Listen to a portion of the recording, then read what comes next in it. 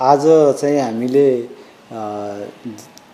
सञ्चालन हुन गइरहेको आर्थिक गणनाको लागि सुपरिवेक्षक तथा गणकहरूलाई यो तालिम दिन गइरहेका छौँ।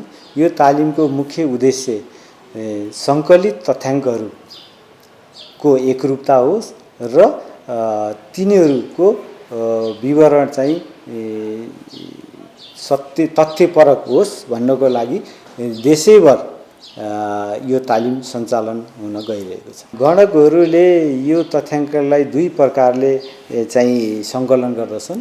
एउटा मुख्य प्रश्नावलीको माध्यमबाट र अर्को चाहिँ ई सेन्ससको माध्यमबाट चाहिँ तथ्याङ्कहरू सङ्कलन गर्छन् र ई सेन्ससको माध्यमबाट सङ्कलित तथ्याङ्कहरू चाहिँ डाइरेक्ट सर्भरमा सङ्कलन हुन्छ, विवरण प्रविष्टि हुन्छ भने मुख्य प्रश्नावलीमा सङ्कलित तथ्याङ्कहरू चाहिँ हामीले यसलाई भेरिफाई रुजु गरेर चाहिँ पछि हामी प्रविष्ट गर्दछौँ। यस गणनामा मुख्य रूपमा चाहिँ